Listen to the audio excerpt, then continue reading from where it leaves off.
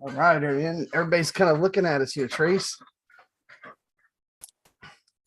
Check, check. 1, 2, 3, 3, 2, 3, 1. Your numbers aren't slanted on your car. If they are, you got to redo your picture on your car behind you on the backdrop. Oh, yeah, well, that's been there for a while. Hey, guys, everybody, welcome to the Area 51 podcast here. It's the Alien Factory podcast put on by Area 51. Welcome this week. Got the live chat up. If you guys want to participate, ask questions, talk to us during the live stream, we're monitoring the chat there, and please feel free to do that. Also want to get a few house cleaning items out of the way as we're starting up here. I don't dust. Well, one of the items is next week is a holiday. It is Memorial Day weekend, and we will be taking the week off and just relaxing over the weekend. Some of us be traveling, some of and some of you guys might be gone. So next weekend we will not have a podcast.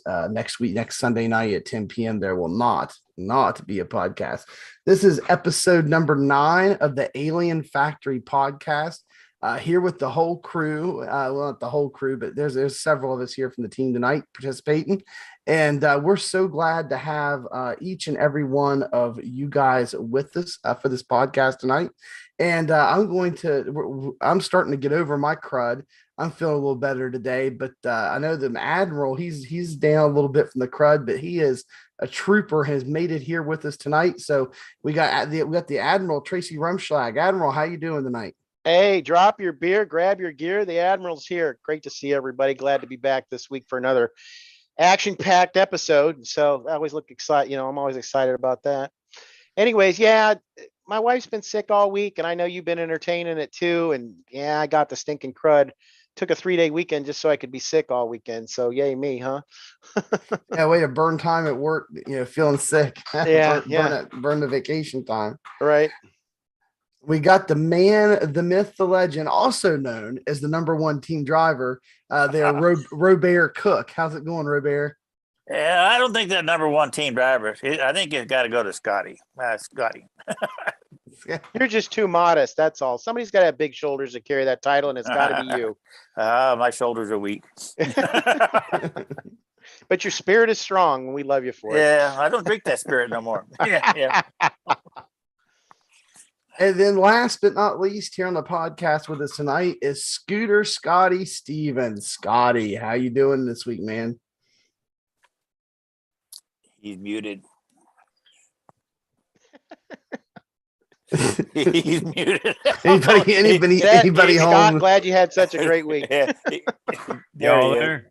Can you hear me now? Yeah, we got you. Oh, yeah, we got you now.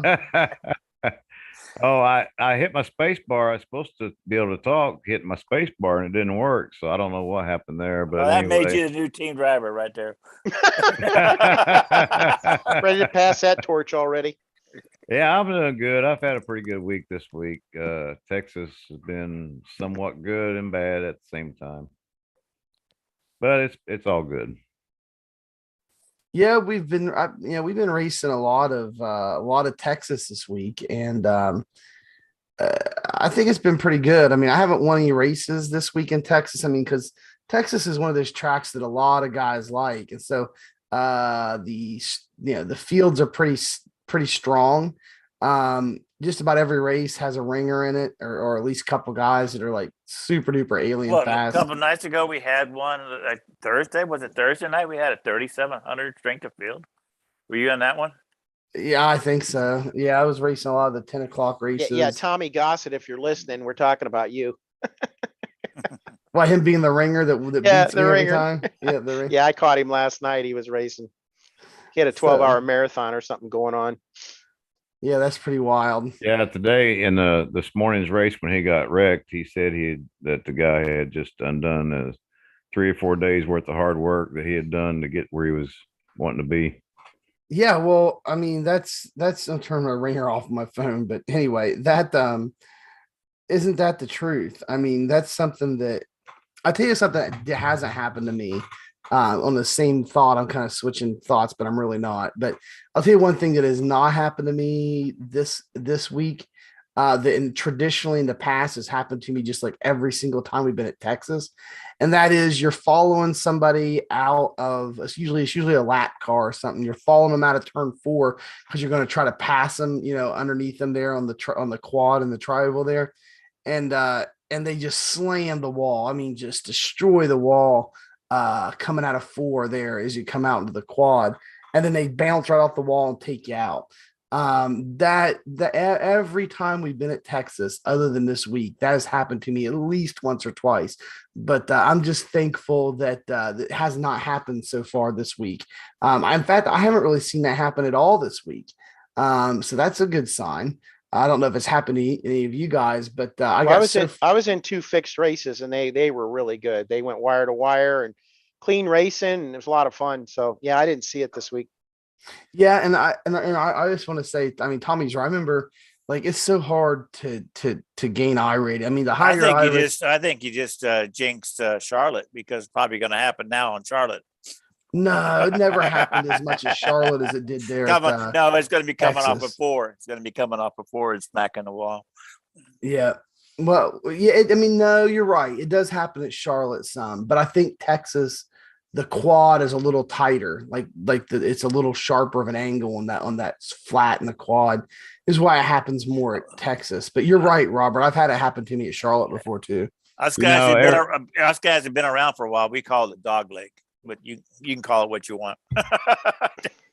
Every time I We're go just being through politically correct.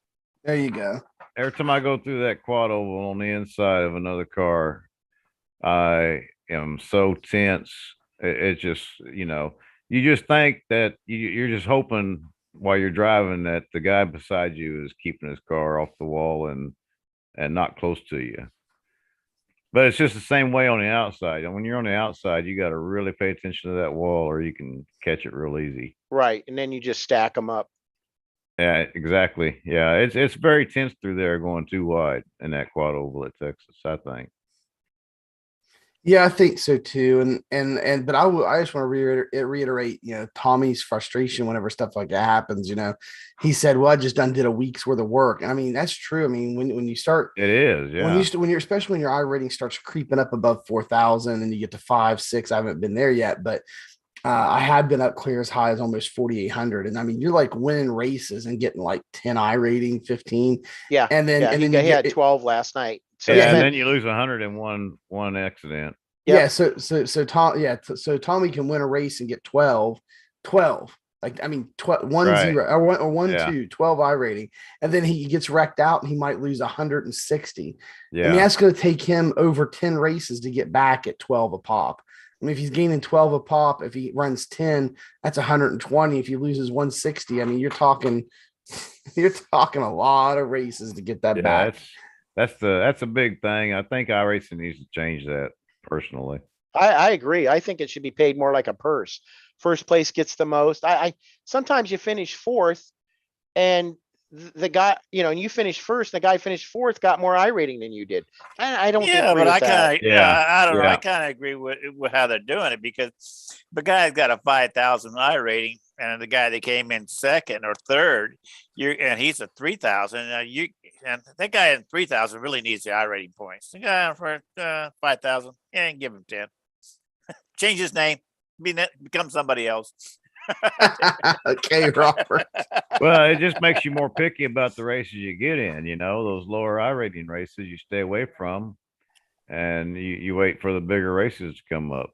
Well, I think that's kind of the idea, so you can't cherry pick it. Exactly. Yeah. I'll tell you, we typically we have a guest on each week, but this week, a couple of the podcasts have been pretty long, and that's great. I mean, my goodness, Jeff Maconi had all kind of stories. He definitely kept Tracy entertained there last week, didn't he, Trace? Oh yeah, we could have had 3 shows with him. Yeah, and I'm not done with him yet. I want to bring him back for some more. Absolutely, but it's just a fact that I've been sick. Trace is sick. those and the long podcast was kind of wearing on us being sick. So tonight we're going to kind of take an in-depth Well, it look. wears on us too, the guys who are not sick. And 3 hours is way too long of a podcast. Especially the number one team driver. That's probably in your contract somewhere. Yeah, that's got to be. Yeah, that it is kind of hard to sit through sometimes. Yeah, so tonight we're not going to have any guests, but we're going to kind of go through the regular part of the podcast, do some segments. We got some content here with the team that we're going to cover tonight, and we hope that you guys enjoy it just as much as you do our regular podcast. I sometimes I get a lot of questions. So, guys, like,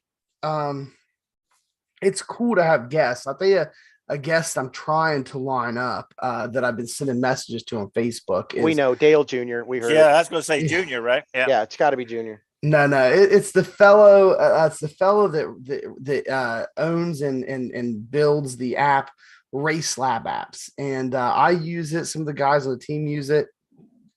So he knows Junior, and he's going to bring him in. That'd be nice. Oh, okay. Because Robert's not getting it. No. Well, no. Maconi said he's going to might be able to talk to him. This coming weekend, right? Yeah. So yeah. If he gets a chance to talk to him. Yeah. So and if he remembers. So I've been talking to him, trying to get him to come and talk to us. I love what he's doing over there. The app is really good. If you have VR and you're running VR headset, there's really there's nothing else that compares. It has built-in native VR support for the overlays that pop up in your face. They're in front of your face in VR, and you can move them, anywhere you want, and they stick there. So when you move your head and stuff, they stick in one place while you're moving your head. So anyway, and they offer all kinds of cool stuff. I'm going to do a review, I think, here soon of that software, because they've even added new features lately. One of the new features is you can, and I'll do a review on this, but any of you guys that download it, Race Lab Apps, and I think if you subscribe and pay for it, they've got a freemium model to where like you can use it for free, but some of the stuff is limited. Like some of the information you can put across the top of the overlays. Like if you don't pay, you could put like 2 or 3 pieces of information up, like 2 or 3 things on the top or 1 or 2 on the bottom or something. But if you pay, you can put up to like 4 things across the top and bottom. So you have like 8 different pieces of information, which is really useful. So I've been paying, it's like $5 a month ish. It's like €3.99, which comes out to about $5 a month. I've been doing it for a long time. And so he just added the new really cool feature to where you can get in there and you can download setups straight from the app. You can get in your car, you load up your app, and you can go in, and they've got setups that you can download. And Major's Garage has put all their baseline sets in there, so it makes it so easy. It downloads it straight into your iRacing folder, already in the setups folder, so it's right there to load up in the garage from the application. And they're doing Jeff Maconi. We were talking to him last week on the podcast, and he has uploaded temporarily as kind of a promotional thing.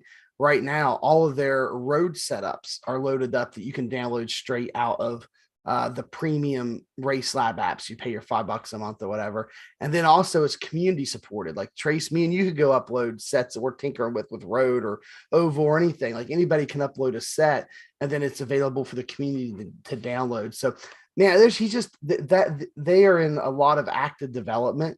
I would just like to get him on and talk about it. It's a very interesting thing. I mean, it was a guy, from what I could tell, he was just a single individual that started building this app. And I think he has people working on it now other than him. Maybe it's still just him, but that app is really taken off. So I'm trying to get him on the show. And so we're going to continue to have guests, but we may not have them every week just because, there's a lot of things for us to talk about as a team as well. So anyway, that's kind of what's going on. And again, next Sunday night there, we're taking next Sunday night off to observe the Memorial Day weekend and to relax a bit and have some time off. So yeah, so all our little alien heads can take the weekend off and enjoy their family. Yes, like us veterans, like Scotty and myself. Yeah.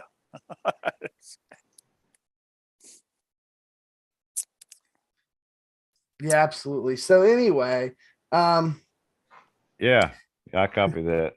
I keep clicking off and I hit my space bar and my mic don't work. So I got to figure it out. Don't worry. You need a new IT guy is what you need.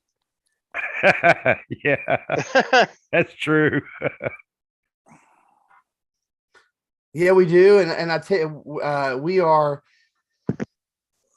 want to talk to Rob. We got a new number one team driver. That's Robert Cook. So Robert, how does it feel to officially be the number one team driver? You really don't want to know. The man, the myth, the legend. No. It's just putting too much pressure on me, and I think it should go to Scotty or Brian. That's who needs to get it. And if I give it to Scotty, we'll just tell him the number one driver, and he's been doing real good. But that might start him messing up because his head's so big now that he's got to get double doors in his house right now just to walk in. Right, Scotty? Wow, Scotty, number one team driver just called you out. What's that? My head's so big. What? You got to widen my door for me to get in and out? Yeah, well, it's going to make you the number one driver. But if we had to do that, you're going to have to make your doors bigger now. Yeah, copy that. Jeez, guys. So I tell you, so what we want to do is we'll do a couple of segments tonight. Man. I know Tracy. I know Tracy has something he's wanting to share with you guys that people have been asking about from some of our Motec videos, and we're going to save that to the end. And before we do that, we're going to talk about kind of what we do as a team preparing for the next week coming up. And there's a lot of stuff that we do, and like I think this is something that everyone should probably do some of these things. I know when I can tell you guys the wrong thing to do first. I will start out with the wrong things to do when you're preparing for the week coming up. We got Charlotte coming up, and Charlotte's a cool week because Charlotte's one of those weeks where, first of all, a lot of people love Charlotte. They love the track, so you're always going to have a lot of higher strengths of field available throughout the week at Charlotte. And the other cool thing is, it's one of the very few weeks where the NIS series runs 100% races. So that's always a cool thing. I remember running my very first Coca-Cola 600. Trace, it took like 5 hours. Oh. I had to pit and make a couple bathroom pit stops. I was pitting in the car. But I think that's really cool. I mean, I like the Daytona 500 weeks, one of them. I did Indy 500 one year, actually 2 years. First year I wrecked in the first corner, first lap. Just I had arrow push because I never practiced right. And then the second one, I just was determined to get through the first lap, then the first half of the race. And you're right. It was like 3.5 hours in the seat. It's like, oh, this is ridiculous.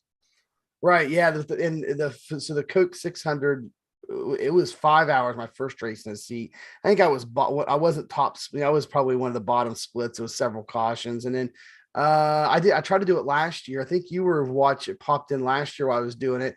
And with 15 laps to go, my VR headset like cut out. It got hot. Yeah. Remember, it got hot. Yeah. Overheated. Yep.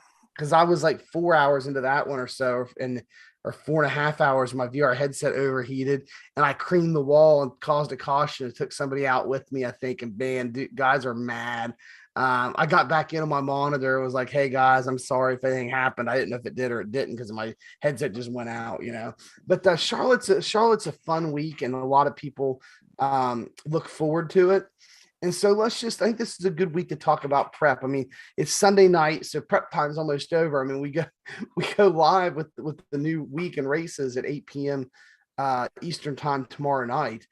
So let's just kind of talk about those. So some of the things that I'll tell you what not to do first. Tell you what I used to do. So back then, I had my VRS subscription. I would go in 5 minutes before the race and download my set, load it up, and just go. I think I remember I won my first race ever at Pocono. And I don't know if it was bottom. It may have been a single split, like a 10 or maybe a midnight single split race. And I went in. This was like June 2 years ago, not last year, but the year before. And we were at Pocono, and I went in and grabbed my VRS set right as the race was starting, loaded it up, had never turned a lap on the track, Trace, and won my first race. So. Well, that wasn't the ending I was expecting, but you were fortunate there because usually they don't end like that. Yeah. Never had the qualifying. Yeah, especially at Pocono. Yeah, qualifying was my practice. Qualifying is my practice, and I won the race. And Oh, we do call you Mr. Excitement for that reason. my buddy was spotting for me, and he was just like, he was laughing the whole time. He was like, come on, dude. He's like, you haven't turned a single lap at this track ever. And you turn around, and I ended up winning like 5 races that week. So that's the way not to do it, because that also caused me a lot of problems in the beginning. Not practicing enough and stuff, and playing bumper cars when I shouldn't have been. But so bringing that forward, though, 2 years later, we're here on the team, and we have things that we do as a team and as individuals to get ready for the coming week. And I think that a lot of the people that are watching the podcast, they're interested in this kind of stuff. They've asked me about, hey, what do you guys do? Like, what are you guys doing for your sets? Like, what are you doing to prepare? Like, how can I get some good practice in? Like, what are things to help make me better at track? So these are the things I get asked in comments, the videos, and people send me messages on replying to the Facebook posts, like all that kind of stuff. And so I kind of want to talk about that a bit. So one of the first things we do is we have over time and through people in the team have developed a couple of base sets. This week we got 2 of them, 2 different base sets that we're working from, and Tracy was involved in some of that. And so get yourself a solid base, and then you start running laps and start seeing if the weather conditions are different and if there's any adjustments you got to make. And Trace, why don't you talk about that part of it a little bit? Well, as a team engineer, what I'm looking at is we just came from Texas, okay? And with some of the videos that we put out and the content about the B car specific, there's specific chassis, okay? And so we can carry over our Texas set to Charlotte, okay? So that's the first thing I'm going to give you is I'm going to give you the Texas set, and we're going to see what the difference is in driving on Charlotte with it, see if it's scraping, because I know Charlotte's a lot more bumpier than Texas was. So we may have to change some things there. But if I'm buying a set, that's the first thing I'm going to do. I'm going to take my Texas set and I'm going to carry it over to Charlotte, and I'm going to run Motec on it. And the great thing about it is this week, there's really no excuse not to deal with Motec, because you have an excellent series and an introduction workbook on that, and explains it very well. And I know we've got a lot of people that have downloaded it and been able to use it successfully. So thankfully it's not too overcomplicated, but that's what I would do. Okay. That's the first thing I would look at. So if my Texas set is close, then what do I need to do? Is it bottoming out? Am I burning up the right front more? Am I burning, it might be different weather in terms of the day, what time of day that race is. It could be an evening race.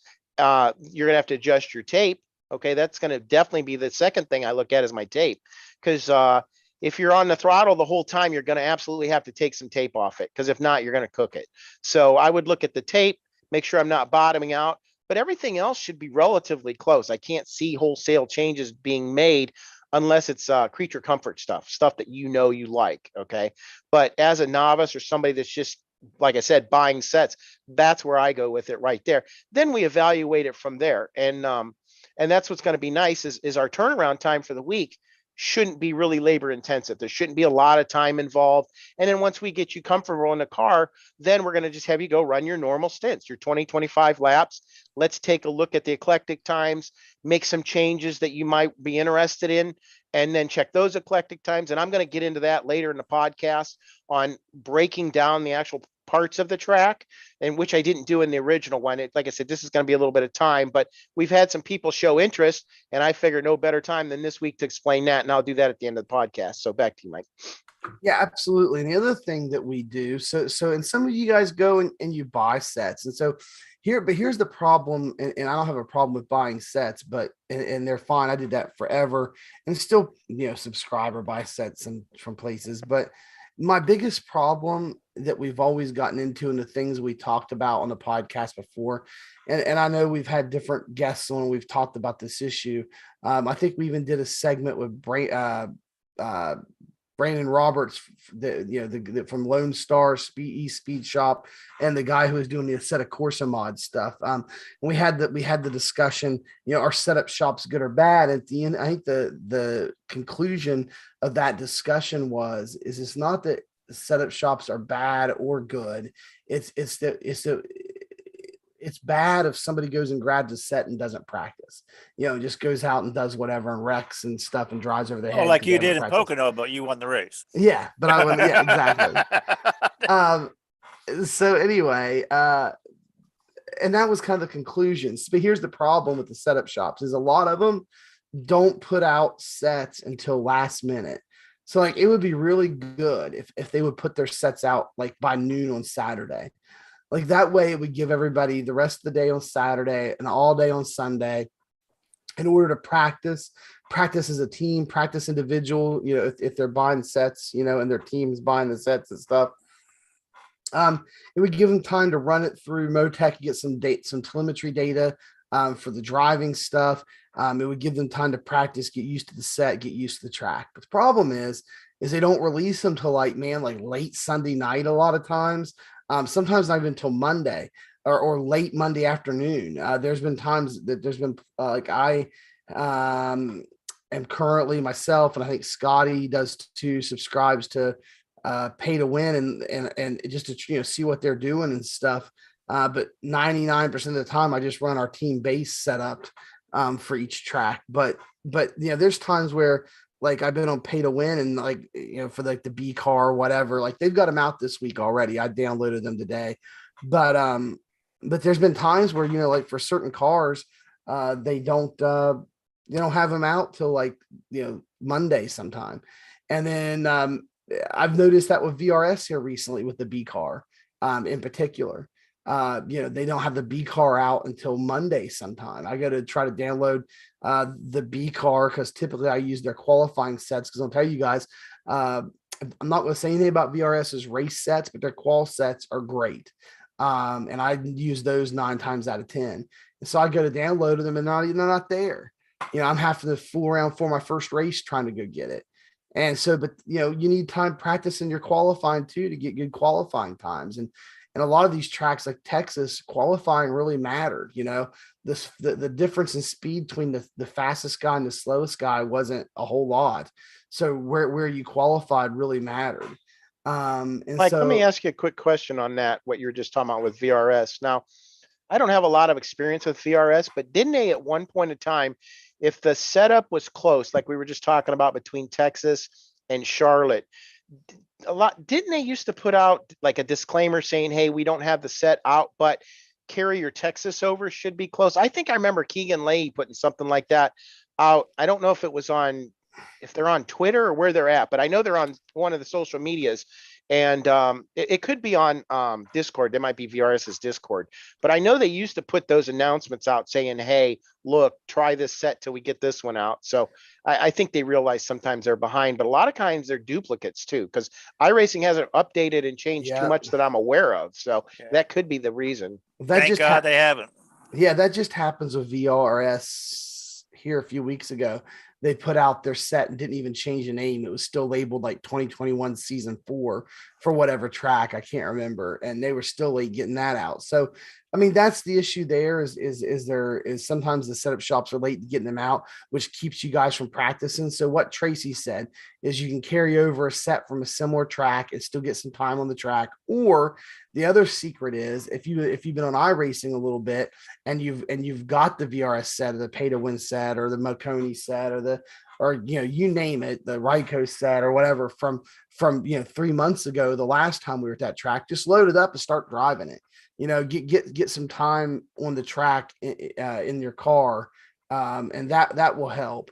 And so the next thing, let's say, is something that Scotty likes. I'm going to let Scotty talk about it a little bit. Scotty is always trying to find hosted sessions, and that's the next thing. So Scotty's like, he's always out there looking for an open hosted session. So take advantage of those. Scotty, won't you tell us about hosted sessions if in case there's anybody that's new to iRating that doesn't really know about them, what they are, how they can do it themselves, how they look for one, and how you kind of use those to help you get ready for the week coming up. Yeah, Mike, I like to go into hosted sessions. You can find it on your UI on the left-hand side there where it says next race, and then it says current races or something like that. And then you got hosted. Click on that. That'll bring open the hosted races. And if it's unlocked, you can jump in there if you own the track in the car. And the good thing about it is you get to compare your laps to what everybody else is running. And yeah, there you go. Yeah, Bring so it I'll up. share my Yeah, screen you here. This is go to hosted right there. No, it's on the right. Go Racing on the left. You On go the to right go. over here, Oh, the blue button. okay. So on Yeah. the so There two you go. places on the home page. On the home page on the right here, it says hosted. You can also go to Go Racing, and it's Right. on the left right here under hosted. Correct. So it brings up the same screen. So we'll do it the other way. You're on the home screen, you hit hosted, it brings up that screen. And that takes you to the Go Racing hosted area. So here we are, we're in here, and this is all the hosted sessions. Now, how do these hosted sessions, Scotty, come about? Like what makes one appear here? Well, you go up to create a race up there at the top if you want to create a hosted session, and you go through a bunch of steps, and it tells you you pay for, I think it's 50 cents for an hour, as if I'm not mistaken. Yeah, that's right. 50 cents for an And hour. so you can set up a 4-hour session for little to nothing and get a lot of practice in, and you also get to benefit from seeing what other drivers are running time wise. So that gives you a good comparison. How well is my setup compared to what the other drivers are running? You can also compare if you go to setup shops like I'm with Pay to Win. I can compare my setup to their setup to see which one I can drive faster. And I don't necessarily I want the setup that I use to be the one that I drive the fastest. So I'll run several different setups that I have downloaded or that I've created, either one, and find out which one's running the fastest. Then I'll work and fine tune that one.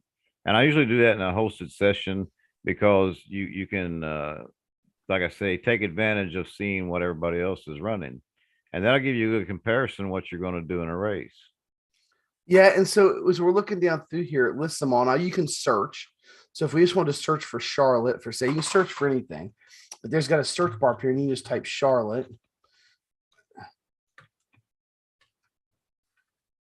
And then all the Charlottes come up, and it's only Charlotte now. And then you're going to look at a few things. Like here's one that says a Ryko Coke test, and it says Ken Byron is the one who created it.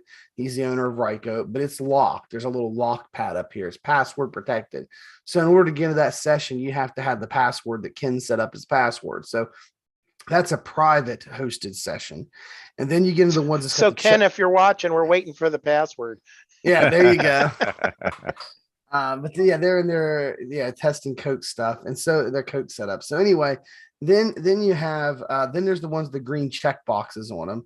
Eligible license means you can set license requirements if you want to set to where somebody has to have at least a C license or a B license or an A license to get into your session. You can. You can also make it a race instead of just a practice if you want to set it up to where you have 30 minutes of practice and 5 minutes of qualifying, and then say 2 hours of racing, or you could take that and say 60 laps. Yeah, and you could also put an I rating threshold where somebody's got to have at least a certain level, right, of I rating. You can do all kind of stuff when you create them. But if you can go, all you got to do is go through and look, and right here you see, it says 6 cars can enter this. So let's see what they are. Hit the drop down. And it is your NASCAR. So it's the 87 cars and cup cars and street stocks they're allowing, because you can set it just about any kind of car you want to allow on the track. There's another one that has 6 cars. Well, I bet that'd be a fun practice with all them cars on the track. Huh? Yeah, that'd be interesting. And so right now, and then here's one that says it's closed. So right now, there's really nothing if you're looking for trucks or be open or Xfinity or trucks. There's nothing available for a hosted session. So if you wanted to create one where you wanted to practice, let me go ahead and I want to run you through something else. The easiest way to create one of these run sessions. Through the steps there, Mike. Yeah, the easiest way to create one of these sessions or a test session, and that is don't use the hosted session area. I'm telling you not to do it. The easiest way to do it is to simply go to Go Racing and go to Current Series on the left here, and this is how you typically register for races in the UI. And this functionality is really cool, and it is not available on the website, the web UI. You have to use the iRacing UI that the people who've been on iRacing forever hate. They'll tell you they hate this, and all that stuff. But honest to goodness, I mean, this is the absolute best way to do it. And it's So you really, say. it is, Robert. We'll see. So Yeah, I have to agree because it sets it up for you all the weather and stuff that's going to be during the race that week. yes, so It sets all typically, that up for you. You don't have to guess. I right. mean So in the past, before this feature was available here about a year ago, you had to go into Hostess session. You had to go into iRacing somewhere, go look at the schedule, go write down or take a screenshot, or just load it up on a page and set it off on a second monitor somewhere to look at or flip back and forth between windows, however you did it. And you had to go look at all the race conditions and all the weather and everything that was going to be for that day, track conditions, everything. And it usually had a range, like it would say, between these range of temperatures and stuff. And you had to go manually look this stuff up and put it in there. Well, not anymore if you're using the web or not the web UI, the iRacing UI. So what you do is you find your series. We'll do Be Open here. You click on it. And then up across the top, they got some tabs. You go to schedule. And then once you get into schedule, you just scroll down until you find the week you're wanting to go to. So currently, it has a little green checkbox by all the weeks that have already, that are already over. And then so we're on week 14 now. It's got May 17th as a start date. It says current week when you hover over it. Okay, so then you simply go to the next week. It's got Charlotte right here, Charlotte Oval. Drive now. There's a drop down box. You hit it. You can do one of two things. You can go create a hosted session if you want, or you can open up a private test session just for you. I use the test session feature a lot. It's before free. I go and do a hosted session. Right. The test session is free, but you're the only person can get in it. So if 4 or 5 of your buddies want to get into the session at one time, you can't do that you with have to a have test. hosted for that. You have to have hosted, but if it's just you, it's free, it's cheap, and it's easy to set up. Okay, let's do that first. So we click on test drive, and it brings you up, and it says generate weather. Leave that on. iRacing will use the same logic and the same programming algorithm to come up with the weather that it uses during the race. Okay. And it's going to be a range of like 5 to 10 degrees or whatever, 10 to 15, whatever the range is. But whatever the algorithm is, it's going to populate it based on what the race conditions will be like during that week of racing and iRacing. I always turn off dynamic sky because that's where the cloud cover comes up. I just don't want to mess with cloud cover coming up when I'm testing. I think it's not very realistic in iRacing the way they do cloud cover. It gets to where you can't see anything. That's just not realistic. So I turned dynamic sky off. I put auto generate weather on. Then I go to the next car. And they ask you what cars you want to allow on the track. Well, for a test section, it's only your car. Here's something I usually do. It says disable car damage. I usually turn that on so that there is no car damage. That way, if I'm on like a 40 lap run and on lap 26, I smack the wall on accident and damage the car. Well, that only messes up that lap, but I can just go right back to running and don't waste my time. But if you leave car damage on, you can be halfway through a 40 lap run or something. If you're trying to do a full fuel run at Charlotte, and do like 45 laps or something, be halfway through it and mess your car up, and you've just wasted all that time, and your time is valuable. So I always turn car damage, I always disable car damage so that I can just keep on going and just, count that lap out, and my car is just fine. So the only thing I would tell you about this though is don't use this feature if you're trying to figure out how much tape to run, because if you disable car damage, your engine will never blow, and you'll think, oh man, I can get away with this much tape. And then you go out in the race and you didn't iRacing do that one time in a regular series race, and we could run almost all the tape we wanted to. The car wasn't going to blow up. I don't remember that, Robert. I mean, it might've been before my time. No, it was just a few weeks or months ago. Oh, I don't remember. Maybe. But anyway, so we get down the next to track, where in the next thing down here, it takes us to track. We're not in that loop like you are. Yeah. Oh, well, Junior told me about it. So number one team driver, I get it. Yeah, you're important, Robert. So we get so that's the track. It's already loaded up for you. Track conditions. I don't want the marbles left on the track. And then where it says generate track state, let's turn that off.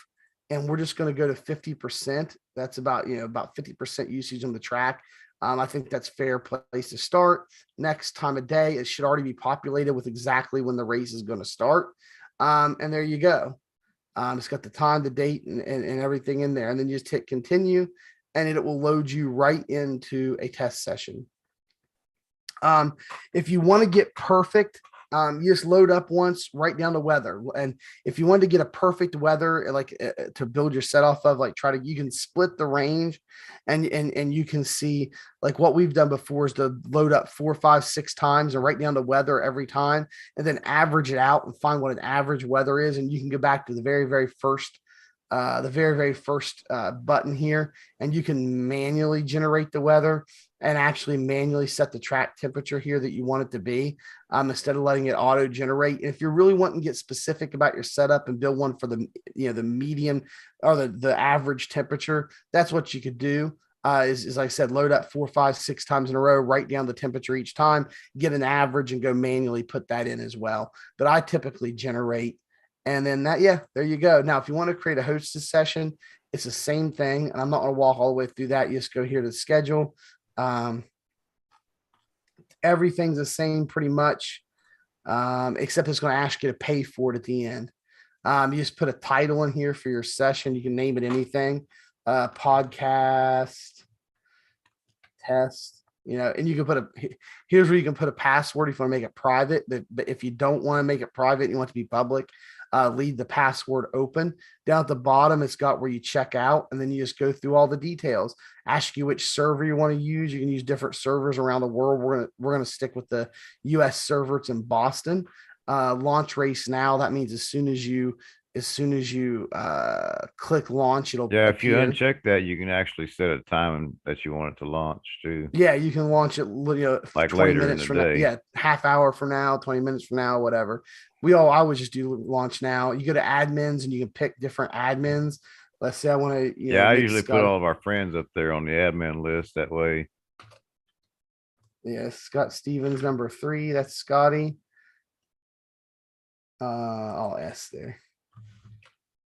And there's found Scotty. Select Scotty. Robert Cook. There he is. So anyway, you add as many people as you want. They're admins. They have admin rights just like you do to be able to kick. Boy, there's a people out lot of of the session. Robert Cooks out there. There is, Robert. Yeah, It could just click on friends button there and select your friends. You can do that. Yeah. And you can just go down through and select any of your friends you want to make admins. So once you make your admins, then you can go to it's some race options. It says create a race. Typically I don't do races, but you can. By default here, when you go through the schedule, like I'm showing you, it has open practice only is the default. That means it's just there's no qualifying, no race, it's just a full practice session. And then you can make it however you want. 1 hour, 2 hours, 4 hours, whatever. Again, it's 50 cents an hour. And then you could also make it a race too. You could do practice qualifying. Here's practice, open qualifier, and race. And then you could do practice for 10 minutes, qualify for 5 minutes, and then have yourself a race, do like a 1 hour race or something. Or you can do it laps. You can do how many laps you want to race. If you want to create a hosted race, you can do 90 lap race. But I typically do open practice only as we're just wanting to practice. So we do that, say 4 hours. Next, weather. This is going to look very similar to the one where we just created the test session. We'll have it generate weather, turn dynamic sky off. And here's the cars. This time it loads up all 3 cars for be open. You could add more if you wanted. You could add trucks. You could add whatever you want to let people in. Typically, I just keep it one class of vehicle, in this case, Xfinity.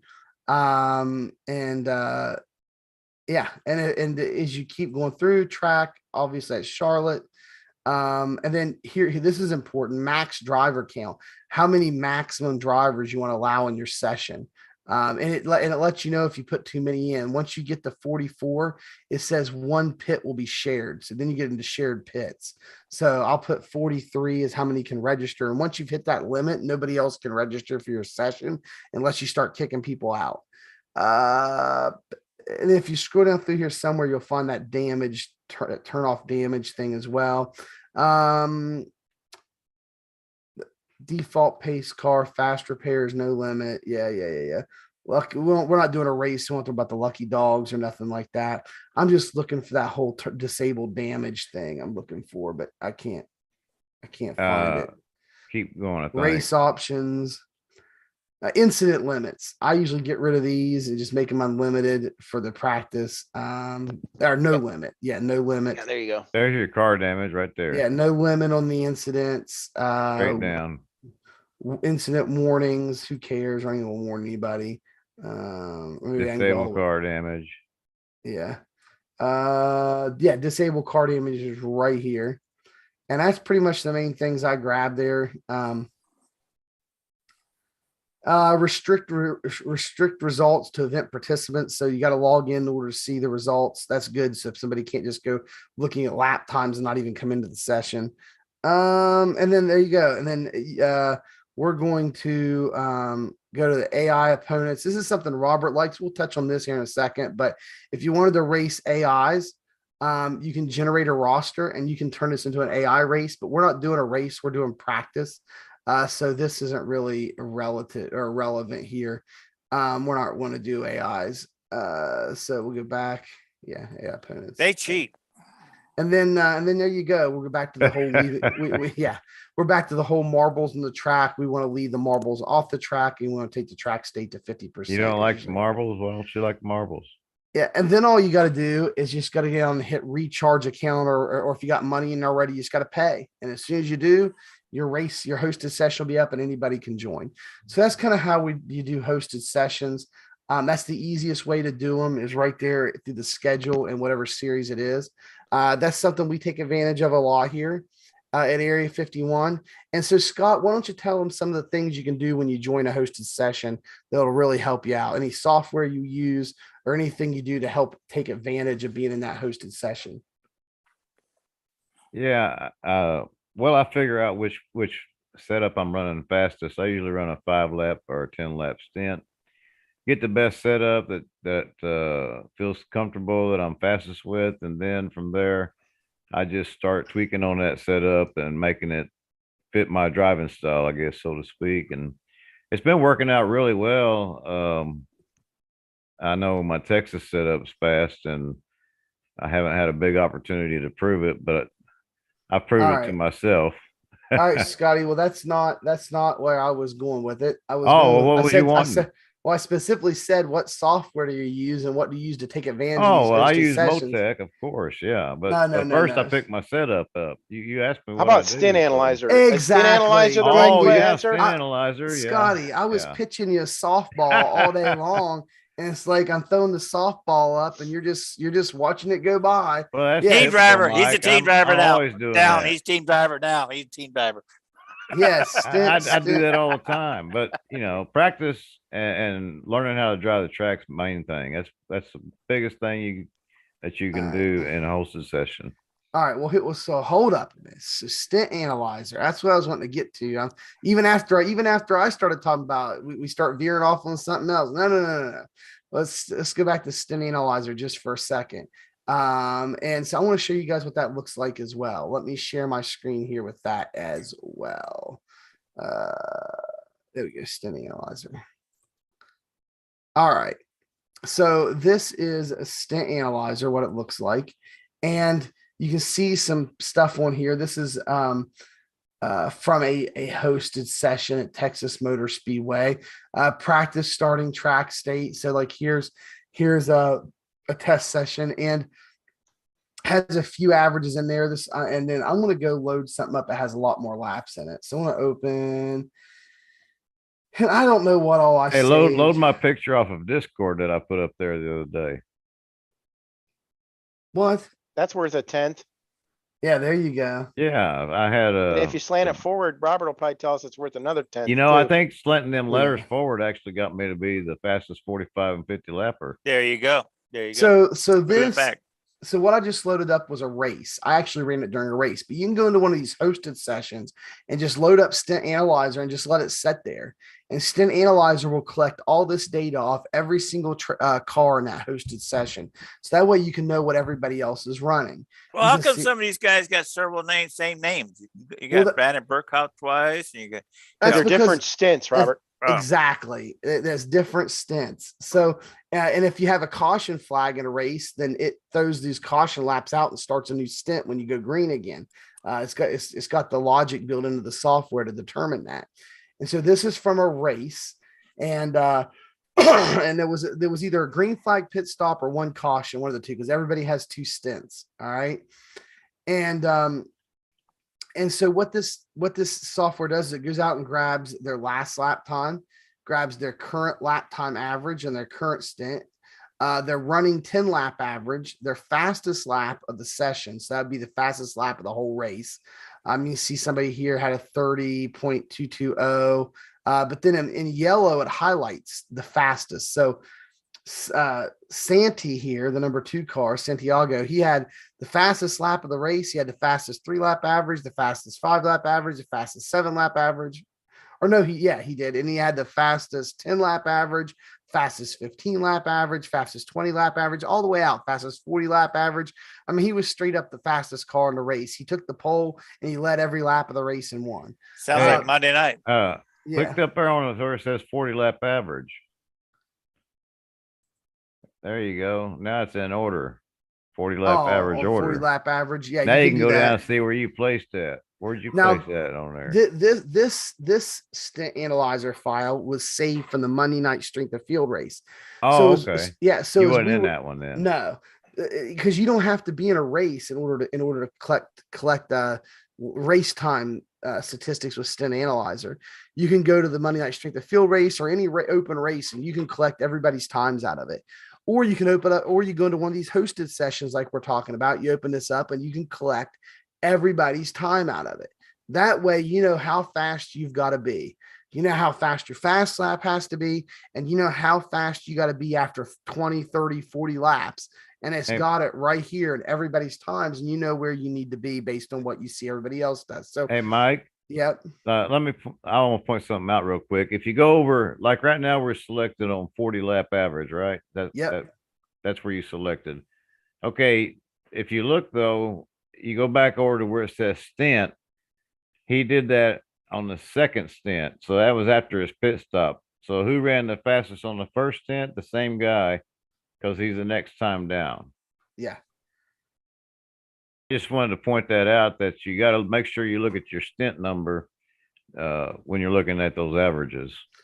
Yeah, I'm going to do a review on Stint Analyzer here soon, but I'll probably just throw a link to the download, the download link to the website where you can get this down in the description of this video here after the video is over. We got to see if we can get him too as a guest. That'd be nice to have him on. Yeah, because this is that's a really handy tool. Program. Yeah. Really good tool. Yeah. It is. And it's a donation too. So the man did his work and put it out there for everybody just to have, people that appreciate his work donate. And you got to really appreciate that when somebody does that. Absolutely. The man's got his time involved in it. We should at least give him some airtime. I'm thinking if he's listening. Absolutely. And so last piece, we want to get into the puzzle. So we put up hosted races. We get our either paid sets or our base set. We make any tweaks or modifications do we want. We go run some stints with it. We collect our own lap times through Stint Analyzer to figure out what our own averages are for our stints. We get into a hosted session. We go collect, data on everybody in that hosted session. And then if you set the Monday night strength of field out and don't race it on 8 p.m. like we're doing because we're commentating it, I'll run Stint Analyzer in the Monday night strength of field race to see where we need to be. And then we go practice some more off that. And then something that we do 2 more things. One thing I'm just going to mention it quickly, and that is we will run telemetry, the Motec telemetry logging during some of these laps and stints that we're running. I usually try to get one good stint of like 30 or 40 laps on the set that I plan on using for the week. uh, in telemetry, and I'll run one good one, full fuel run usually. And the reason I do that is so that I can take that file, especially if I'm the fastest, if I'm one of the fastest guys on the team, and then I can share that telemetry with the rest of the team that they can go and try to figure out how to get faster. And Tracy and I Did do you that all the guys time. notice how he covered his face when he said fastest guy on the team? Did y'all notice that? I don't think I always am, but and there's been I'm times just where messing with you, Mike. well, there's times when I ask for IBT files from anybody else. Did he that's race faster than me. Kansas? No, he didn't race Kansas. Exactly. He didn't race Kansas. And I did one lap.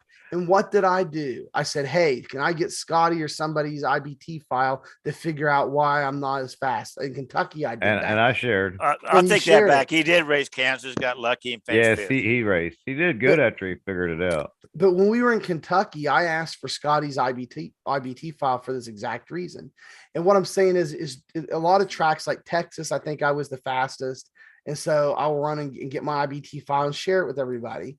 And we do that. That's one of the last things we do as well. When we figured out the set, we figure out which one we're going to use, or at least what I'm going to use. We figure out who's one of the fastest guys at it. And then we'll have them go run a fuel run, grab their IBT file and share it with whoever wants it to be able to figure out how to replicate what they're doing. So we do that. And then the last thing we want to talk about is I'm going to turn it over to Robert about the AI, and we'll talk about how he starts those AI races. So Robert then, and this is something that's very good. So like if you're struggling, if you're racing races and you're getting wrecked some and you're bumping into people, or you feel like people's bumping into you and you're just having a rough time on the track with other cars. This is something that can really get you comfortable. And the AIs don't hold back, do they, Robert? No, if you're on their line, they're going to run you over. So iRacing added this feature here a year or so ago, and they started adding, track after track after track where they keep adding the ability to use AIs. There's still some where you can't, but this is something Robert has been doing, and it's really been helping him out.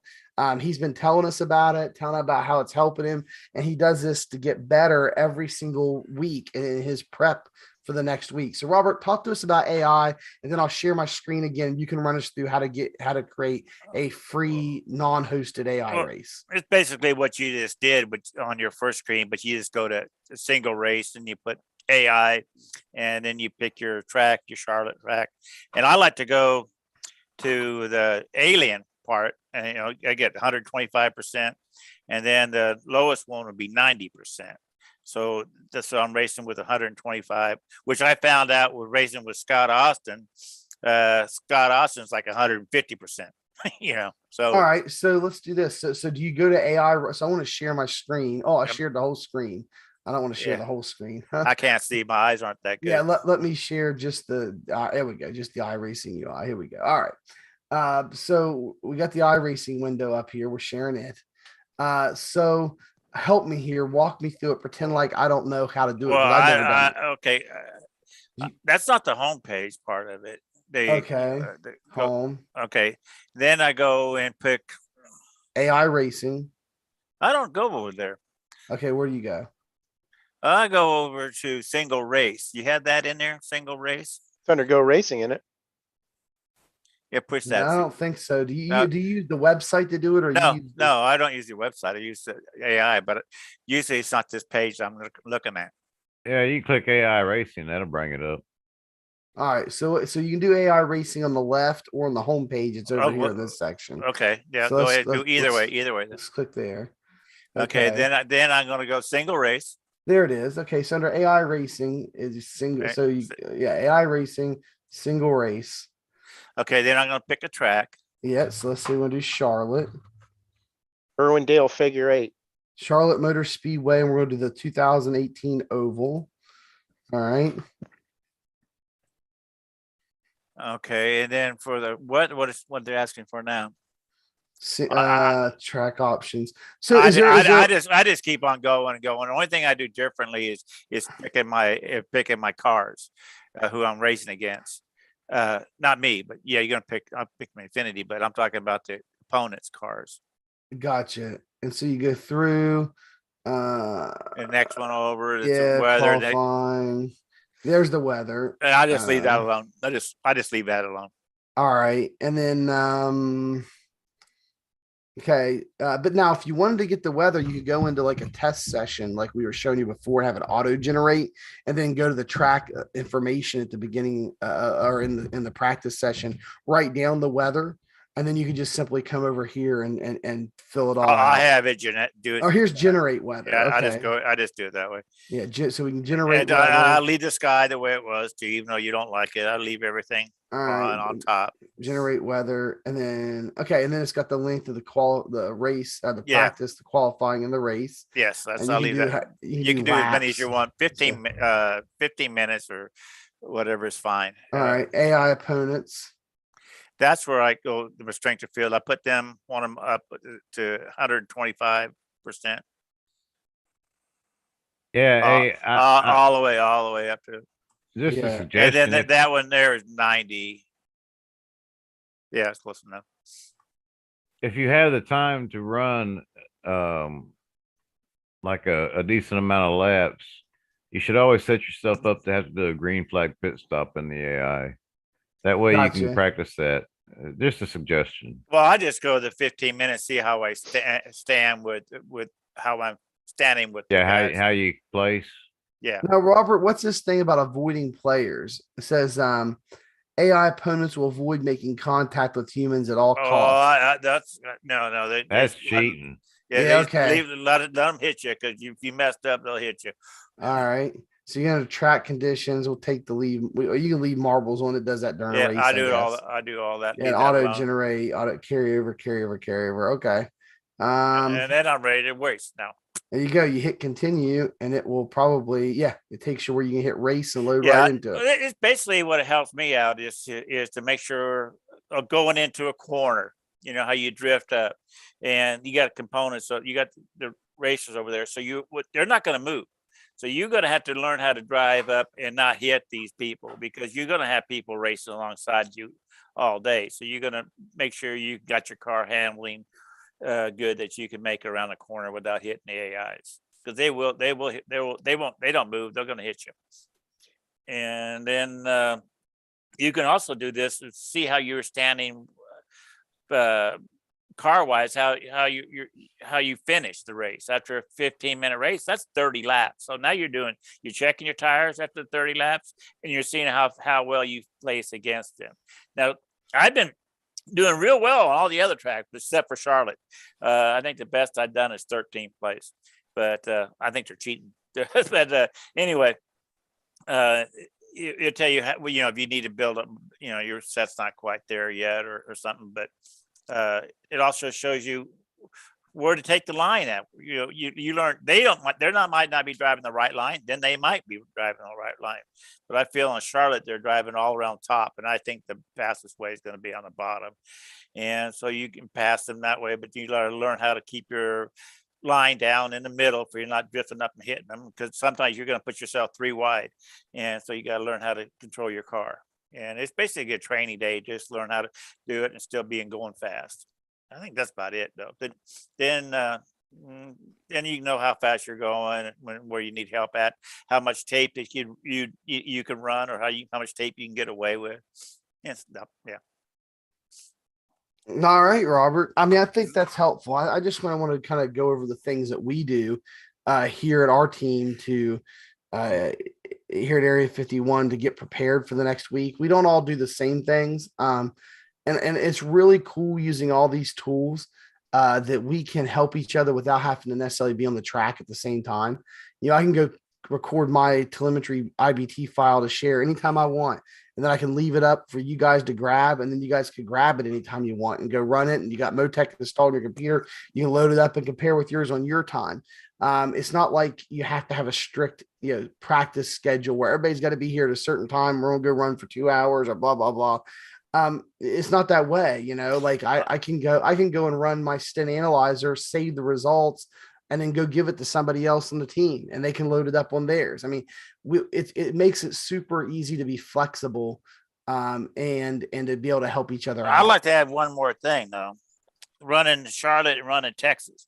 They're not the same track at all. And Charlotte, it seems to me there is a lot narrower track than Texas. You don't have that much room to be drifting up like you did in Texas. I don't feel it.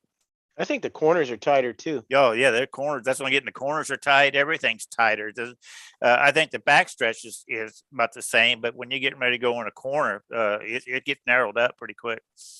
So it teaches you how to keep down low when you have to, or stay high where you have to, or hold the middle ground. Do it. I can promise you 3 and 4 are not the same at those tracks.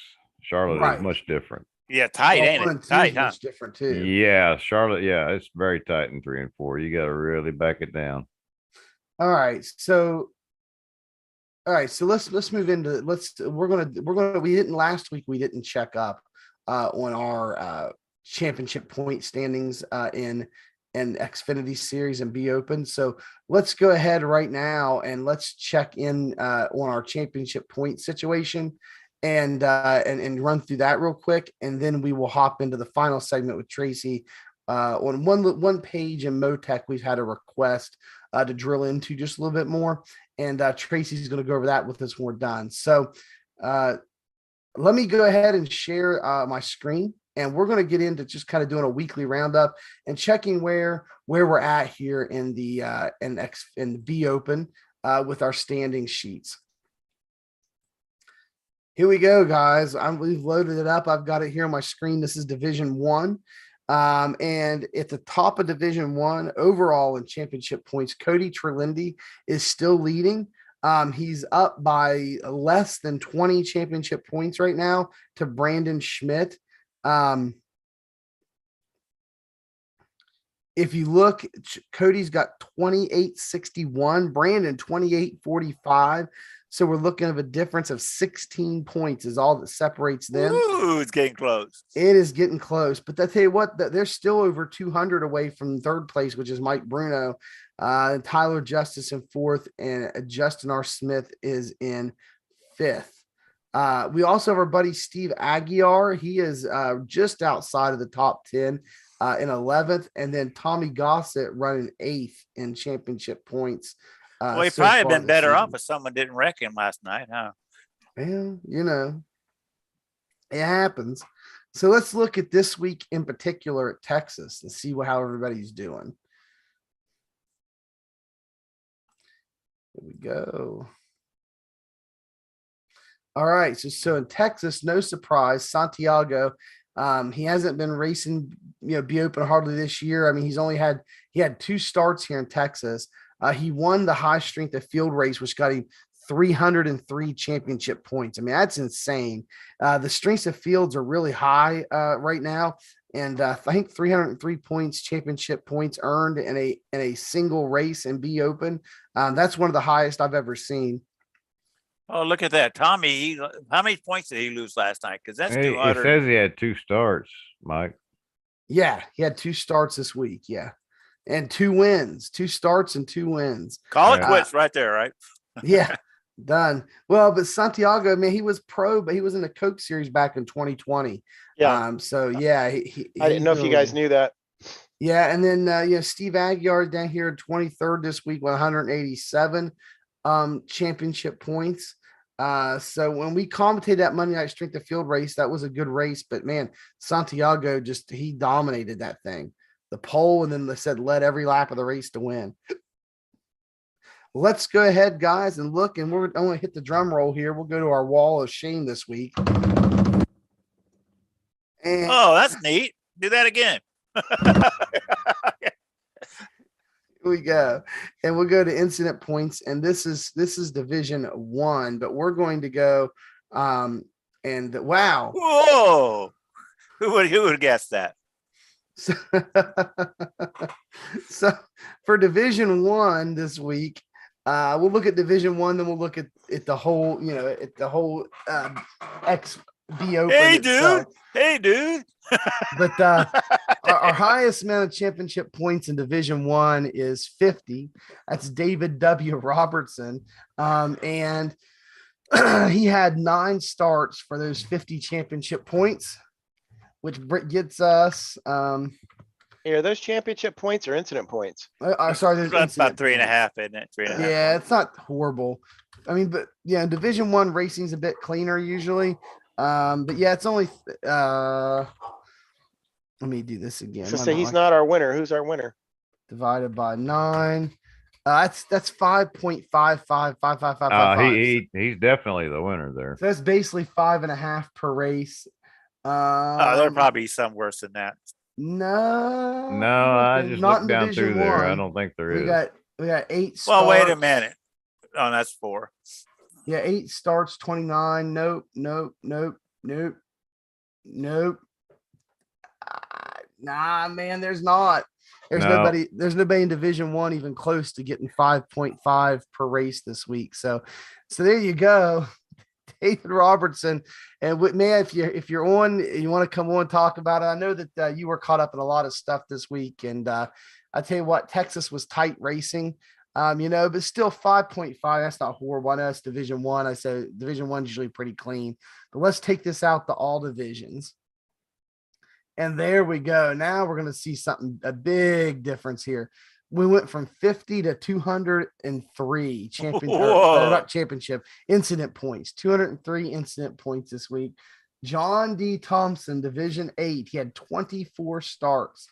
That's going to be an interesting number. Let's see here. 203.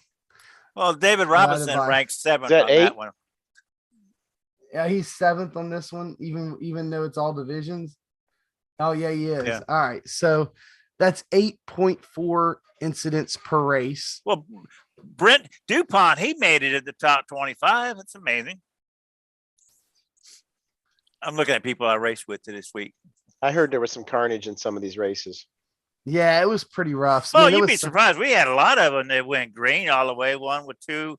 I think last night I was watching one of you guys' races, and it was one of the worst ones I've seen last night.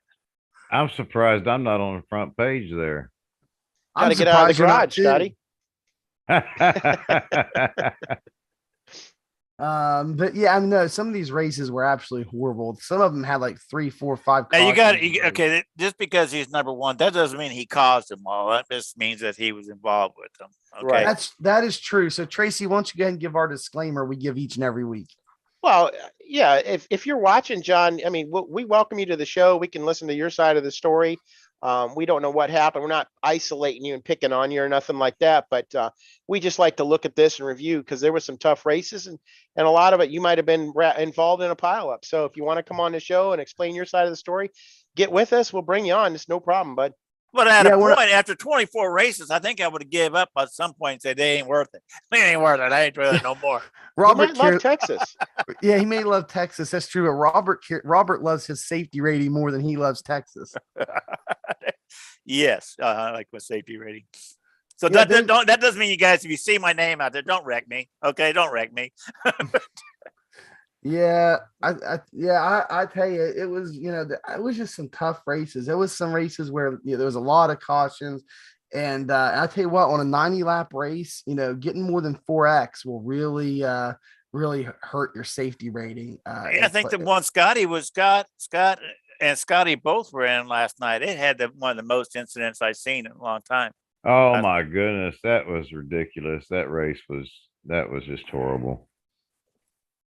Yeah, well, we kind of went through the top 10 there on championship points. We'll go through the top 10 this week in incident points. So we got John D. Thompson. He has the 203 incident points with 8.4 per race. That's definitely your highest per race count this week and your highest total. And then as we scroll down through, Carlos Glenn's is Division 5, had 70. The next person had 68, Richard T. Parker. Stephen Melnick had 65. Jamie Graham 61. Yeah, but look at the division. They're still starting out. These guys are still learning. Yeah, they are. Yeah, and you got to cut people slack. That's a lot of times, like in races, especially if I'm in a race with somebody who has a high number with a low I rating. Sometimes they do something. They're just like, sorry, man, they really mean it. I'm just like, yeah, it's no problem. Maybe they just need some secret high intensity training. Yeah, I'm just like, it's no problem. I'm like, I mean, I'm not happy about whatever happened, but I'm like, they're learning. Everybody's got to learn. I remember that there was the first year I was on iRacing, Trace. I was top the board every week, all week Oh yeah, on you incident made a points. lot of friends, didn't you? Made Oh a lot of yeah. scars I too. remember those days too. I mean, I think the first season I finished with the highest incident points. It was like 2 years ago. You had a whole team after you won back More than then. one. But I had the most incident points of anybody. Fast Lane was after you. He was a household name. Yes, he I was. was the top of this board. That's the team I was on before I came over here. But yeah, we didn't not care too much for Mikey. But yeah, it's the Steven Meltzer's there is 6th overall in incident points. David W. Robertson, he's I'm laughing because he's the only Division I driver in the top 25 in incident points this week. I'm looking down through, but he won't see this because you only got 4 watchers. That's all right. As I look down through the divisions there, yeah, he's the only Division I guy on the front page. Then we got Grant Fallwheeler and Sean Fitzpatrick, and Jude Oakfor finishing out your top 10. But so yeah, guys, hey, it's tough. I will say this: it's tough when you're first starting out and you're learning your racecraft and you're developing your racecraft. It's tough, but I would tell you to focus on getting the incident points down first. If you can get your incident points down first per race, iRating will automatically come because you'll have less damage on your car and you'll be finishing more races. And then that will automatically increase your iRating because there'll be guys that are faster than you that get wrecked out and you automatically pick up their position. So that was the first thing that Tracy really worked on me on. Other than the fact that, hey, well, you got to learn who to race and when to race. Okay. Right. When to race is the big thing. Yeah, and other than the fact that rule number 1 in super high intensity training is get the halfway without a scratch on your car, because can't deal with it with a pissed off driver or a wrecked race car. I mean, of course, but what that translates to is your incidents per race will go down, and when your incidents per race go down, guys, I'm telling you, it's really going to help your iRating. That's why Robert's so concerned about his safety rating because the cleaner he keeps his car, the better finishes he's going to get. Plus, he just likes to see a highest number as possible in that safety rating. Robert likes seeing that 4.99, don't you, Robert? Yes, I get when it gets down to 3, I get okay. I got to start being safe again. Which is opposed the other time when you just wreck everybody. You got a little more carefree thing. Okay, when you get down to 2 something or even then you're getting upset when you get a 4X. But if you got your safety up and you get a 4X, okay, it's no big deal. Robert, you don't want to be in MX5s then. No, I don't know. Yeah, I'm Mikey and I put up with a lot there. No, yeah, especially the D class MX5s. But yeah, we joke about the whole wall of shame every week, and it's fun. But really, most of the time, it's what we said earlier. It's guys that are just learning, they're just figuring it out. And we're not doing that to necessarily shame anybody into like anything bad, but it's just pointing out that, hey, like we want to help people. And if you're struggling a bit, reach out to us, Was it Texas when Robinson took out half the field? Was it Texas or was it the other one? I don't remember. No, it was Texas. Turn one, lap 1. Y'all, that was Texas. Yeah. Okay. Yeah, that was a Texas race this week. Yeah, Didn't he get the pole?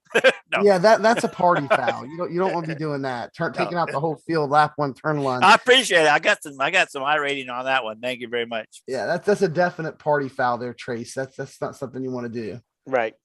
Yeah. Yep, I hear you. So anyway, as we finish out the podcast, we're going to finish out with Tracy. And in one of our videos, we put out our Motec series. We highly recommend you guys go do that. It was an original 3-part series and the tutorial. We had the installing it, getting it configured, getting all the other pieces you need, getting the workbook set up, all that stuff was part 1. Part 2 was using the driver development section, and part 3 was using the setup section of the workbook. And then I put out a couple of appendices or update videos since then. And one of those was I released a new version of the workbook. And I released a video teaching you guys how to upgrade your workbook as we release new versions. And you can upgrade the workbook easily. And then I've recorded a few. I'm not sure what all I put out. I put out one today about fixing missing track maps in the workbooks, because sometimes iRacing doesn't put the GPS data for certain tracks inside the telemetry like it does other tracks. And the default method in Motec is to use the GPS telemetry or GPS data. And so there's a way around that. And I did a video showing that. I got one I'm going to release tomorrow on the special page and stuff specifically for road courses. We had somebody say, "Hey, this is great. I can use some of this stuff, but I mainly do road course stuff. Is there anything you guys can tell me or any help you can give me for road courses in the book?" And so I said, yes, actually, I do have a page and some information we use. So I went and added that page to the workbook, repackaged it up, and put it in that update video. And then I went ahead and did a video just on some of the things you can use in Motec, not just the page that I added, the shifting page to get your shifting and your RPMs and stuff, but also how you can use the rest of the workbook for road as well. So I did a video on that. I'm going to release that road specific video tomorrow. But there was one question we got from somebody, a couple of them, actually it was 2 or 3 of them we got, but one was left in a comment on the YouTube video about diving into the eclectic times more. And Tracy said, yeah, I would love to do that. So instead of actually going and shooting a separate video, I think this is a good time to get into that. So Trace, I'm going to turn the rest of the podcast over to you. And then maybe some of the guys has questions for you as we go. But I'm going to turn it over to you, and I want you to talk about, we'll let you share your screen and talk about eclectic times. All right. I appreciate it. Yeah, last week when we cut these videos, we were kind of highlighting the book. And there's one area there that's the eclectic times, which is analyzing the actual stint. So you as a driver go out, let's say we're working together and you're trying to get faster. So what we did, and the examples that I'll show you are 2 races that I ran over the weekend, and it's the entire race. And what I'm trying to find here is how consistent that my runs are, and also the drop off. Okay.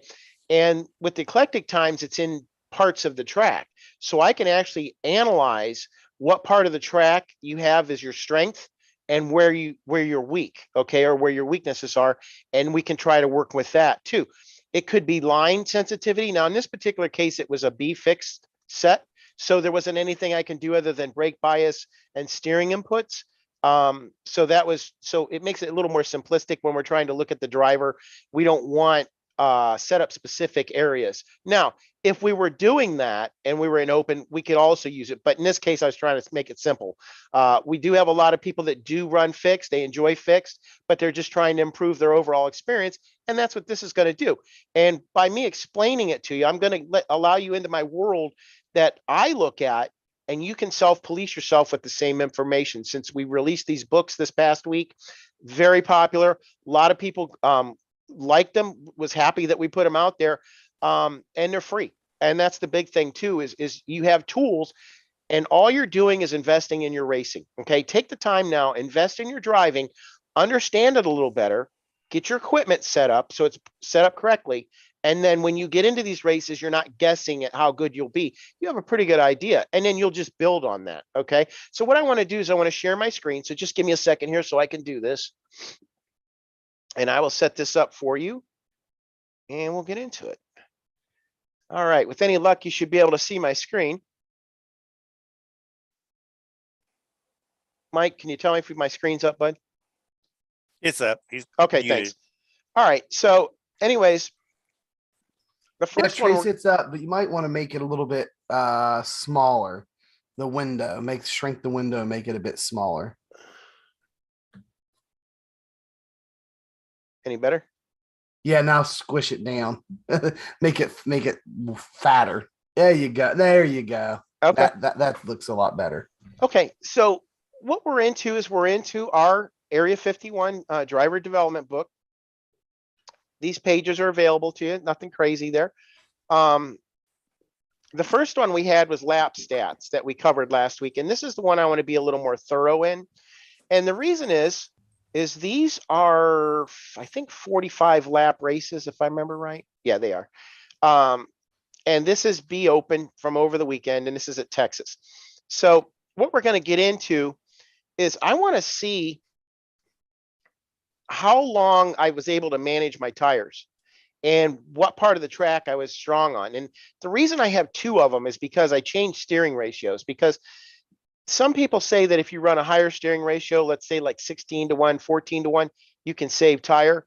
And by default, the setup, the default setup, fixed setup is 12-1. So I wanted to prove and see what the difference was between the two. Okay. And these are actual race scenarios that didn't have any cautions. There was no interruption other than possibly traffic. So some of this stuff might be a little off due to traffic because I was in the middle of the pack. But as we look at it, once again, like I explained the last time, is we have turn 1, turn 2, the back straightaway, turn 3, turn 4, and then the front straightaway, and that's split at the start finish line. But we know that the money is in the corners. We always have said that. That's where you're going to make or break your deal. Okay.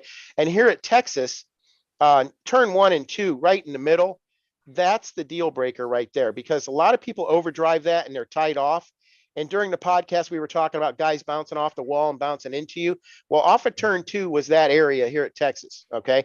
And sometimes at turn 4, where it flattens out coming off of 4, then they smack the wall and they get you right at the first kink. And that's the areas you need to avoid. But if you can master those areas, you'll go rolling right by these guys. And I did both today and last night. Took a little bit of time, but once everybody started falling off, I didn't. And that's what it's going to show here in these eclectic times.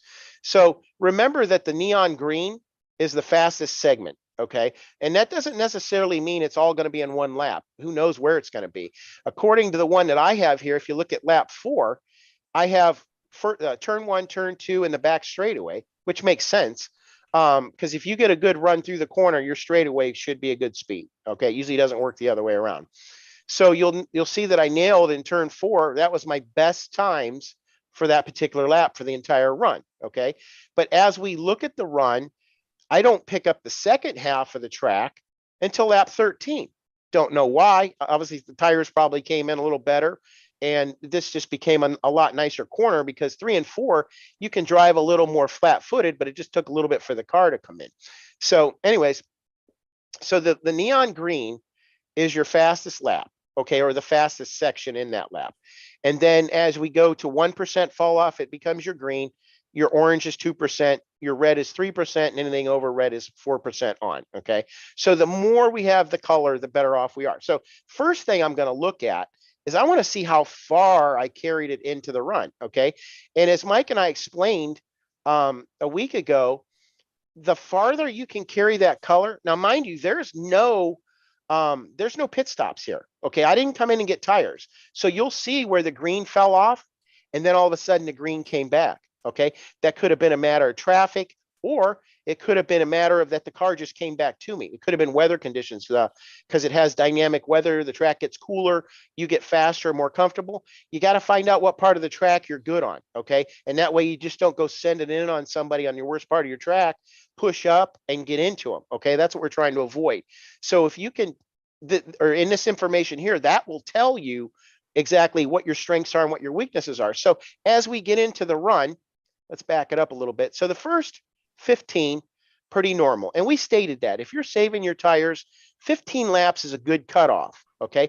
But if you'll notice at the bottom here, we're in the regular green in the straightaway. Okay. The front straightaway, we're the strongest. So that means I'm probably doing pretty good in turn 4, which obviously the color is indicative of that. If you look at lap 13, turn 3, turn 4, and the straightaway is my strength. So it was like the first part of my race, turns 1 and 2 was strong. And then as the tires fell off, 3 and 4 came in. So you got to be aware of this kind of stuff. You may not be strong all the way around, but you can at least eliminate the damage by just getting through the tough section and just building on your good section. And that's where you set up your passes. Okay. So anyhow, so at 15, then I get in some substantial fall off. Okay. Could have been traffic. Once again, we don't know. If you do this in practice, it'll be a little truer, especially if you do your own private test session. You can see more of what your own personal driving habits are like. And that's what we're studying here, is the driving habits. Okay. Like I said, some of these values might be tainted. Doesn't look like the pattern is tainted with traffic, because I'm sure I just didn't get into traffic in 1 and 2 and not in 3 and 4. But if you see this and understand the numbers, actually the colors is really all you want.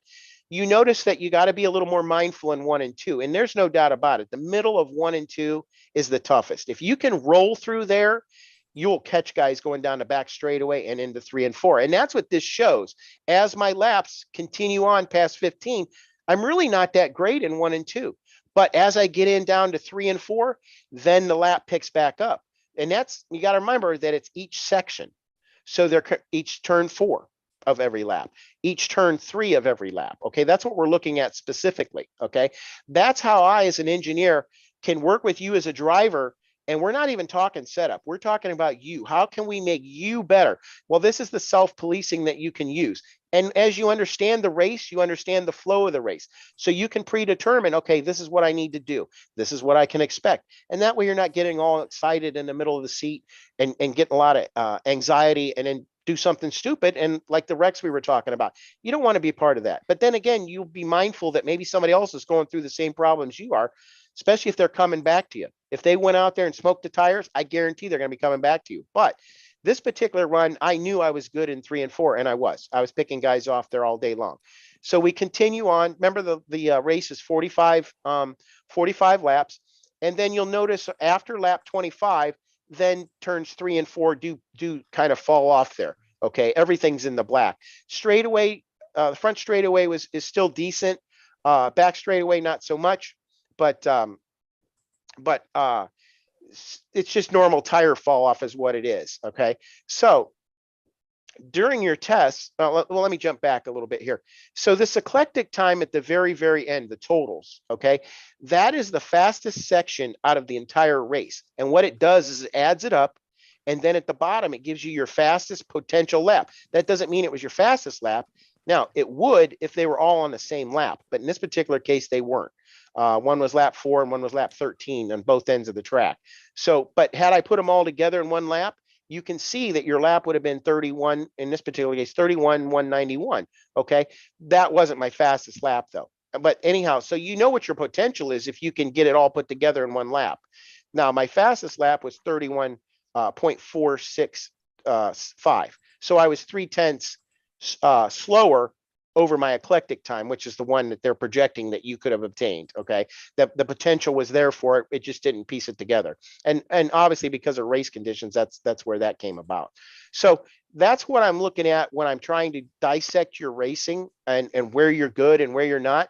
I could have slowed down maybe in the beginning of the race and saved it in 1 and 2 and maybe been better off later in the run. I don't know. It's just going to take some races to figure that kind of stuff out. But at least it gives you a direction to look at. Okay. So that's the first part I wanted to go over with you. Okay. Are these times. And if anybody has any more questions or needs more additional time, please put them in the comments, leave us your name, contact information, whatever. Maybe we can get together, have a one-on-one meet and greet, and I can walk you through it and give you a better understanding. So keep that in mind. If you're interested in that, please get a hold of us. We're more than happy to help you. So the second part is going to be the eclectic time itself. Okay. And this part here, there's two parts to it. The top, all that is just logging of the lap times. Okay. That's it. So when you're testing, or in this particular case, we want to use the whole race value. Okay. Hey, Trace, there's one thing I figured out when I was looking at this with the race values is that it is counting the time you're setting in the car there before the start of the race, is counting the out lap, is counting the in lap and the out lap. You can actually go you can actually go up there and right click on the graph area. Yeah, that place and go to properties. And instead of where it says selected outings, you can hit selected laps. And I think you can only include, is it asking you which laps you want to do? Yeah, that's the only one. It just gives us one. Let me go back and uncheck that. That says selected laps. Oh, I might be able to get around that if I just go through the race laps. Hold on a second. I think I know what you're talking about. Yeah. So you want me to just grab like 2 and then Yeah. stretch it out? Yes. That's probably right too. Because the out lap. That's not working. Yeah, Wait it a didn't get minute. it for me. Go into the data there. That one? Yeah, and see if you can just select a bunch of them. on the I want to see if that works. Not that you want to do this necessarily, but I just want to see if that works. Well, let's just go with that for right now and see. Yeah, that's how you got to do it. It did.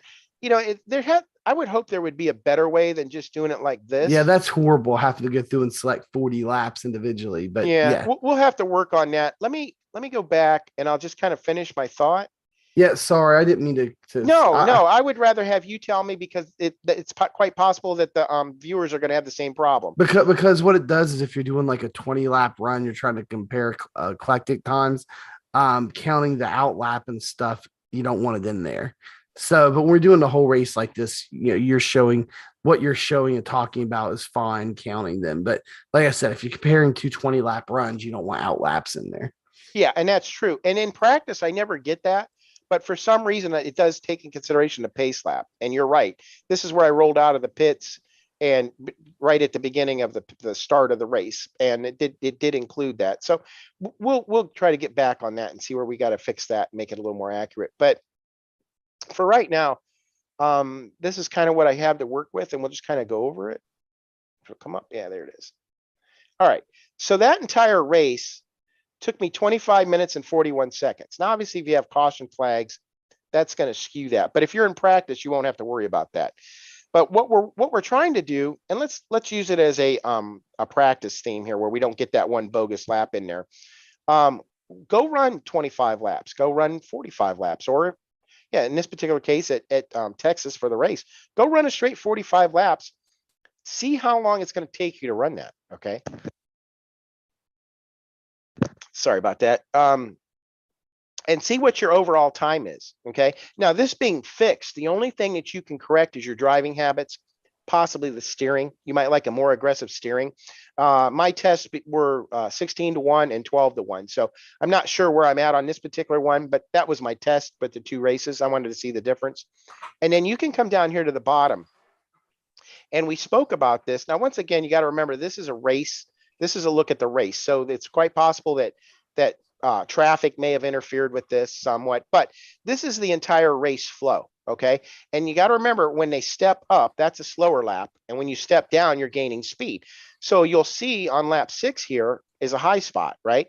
But yet I had a big improvement. So I must have been passing somebody, possibly in traffic, but the car kept getting better and better and better. And you can see that because it levels out. Then it stepped off on lap 12. Got a little better, kind of evened out, and then we kind of fell off. You can see the normal transition of the stint itself, right? And you can see that we were kind of slow. Could have been held up in traffic once again, got a little better, okay? Fell off again, got a little better, but you can see the ebb and flow of the entire race.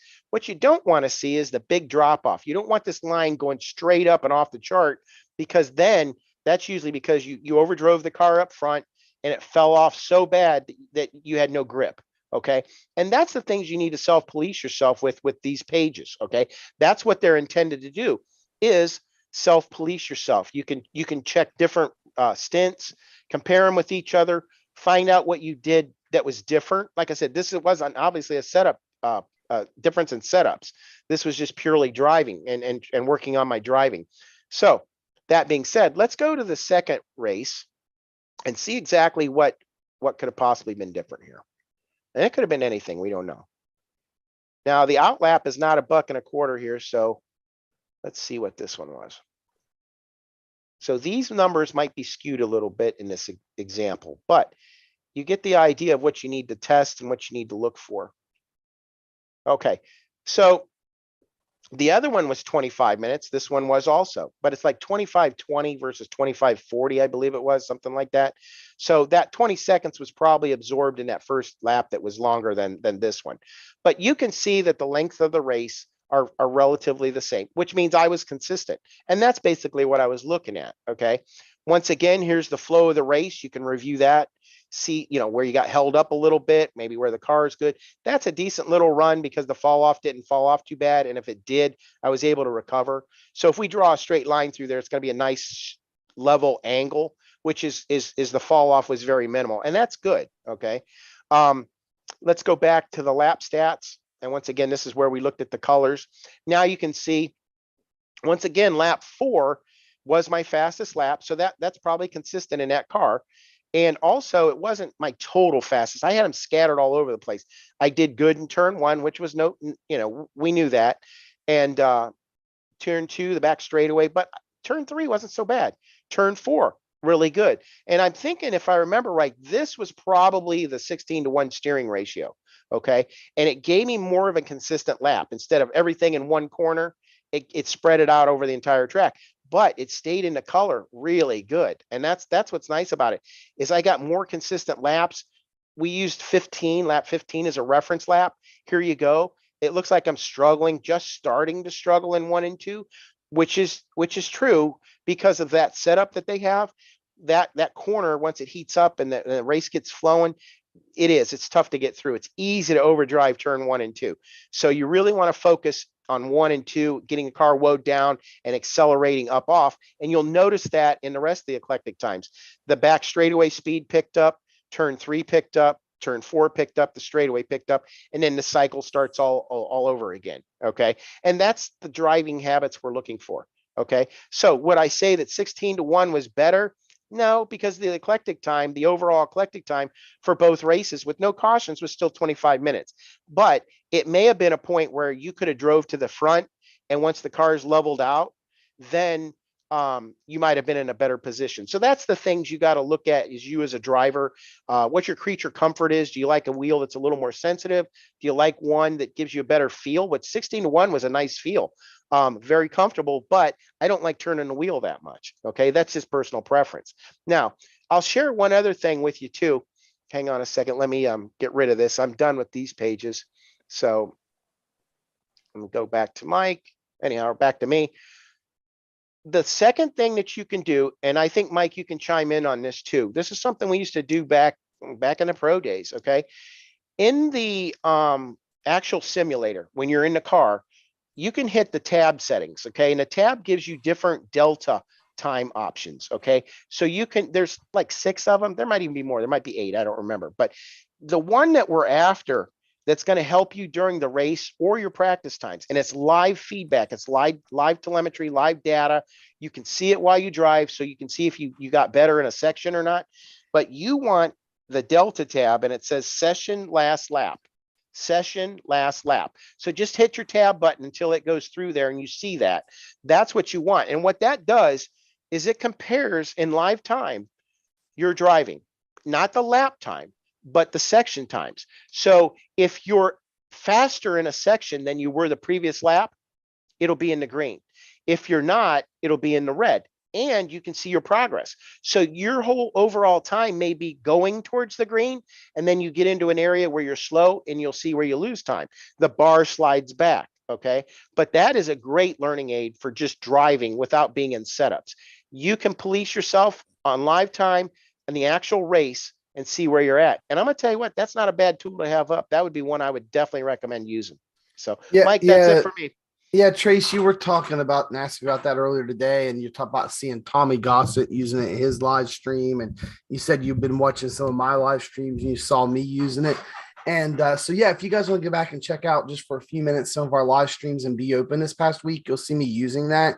I use 2 different ones. So if you're doing the road racing, I use session best lap. And the reason I do that is because in road racing, a lot of times your tire wear isn't as big of a deal. And so like in the F3 cars, the fuel burn off makes you go faster in the F3 cars at a higher rate than your tire wear makes you go slower. So there's a lot of times in the F3s, my fastest lap of the race is like in the last 5 laps somewhere. So I usually use session last lap or session fastest lap, sorry. And that lets me see when I take a turn wrong, as the bar goes across, it'll go from green to red and start coming back to me on those sections of the track like Tracy was talking about. But that is session fastest lap I use in road. But when I am in oval, especially in Be Open, but when I'm in oval, tire wear is a big thing. So I just do session last lap.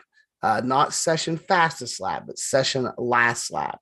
So that lets me know how fast I was to the lap previous and where I'm struggling in that lap if I start to lose or gain speed. and it helps me manage my fall off, because you don't want to have several laps in a row that's faster, because that means you're burning tires at a higher rate.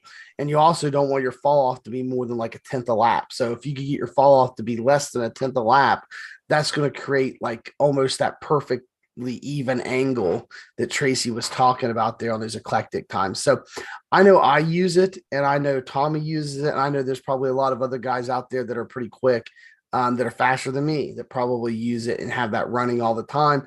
That's a very great tool that iRacing has available for you right inside of iRacing in the settings.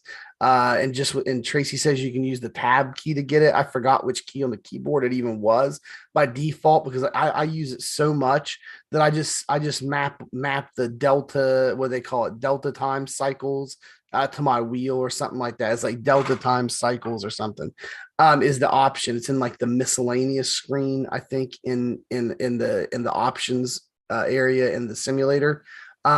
Anyway, I just map that button to a button on my wheel, so I can just quickly tap it and cycle through those and find the one I want when I'm racing. So if you guys use those, I would highly suggest you map them to a button on your wheel or your button box. So, I mean, Tracy, that's pretty much all I've got on that particular topic. You guys forgot one important thing.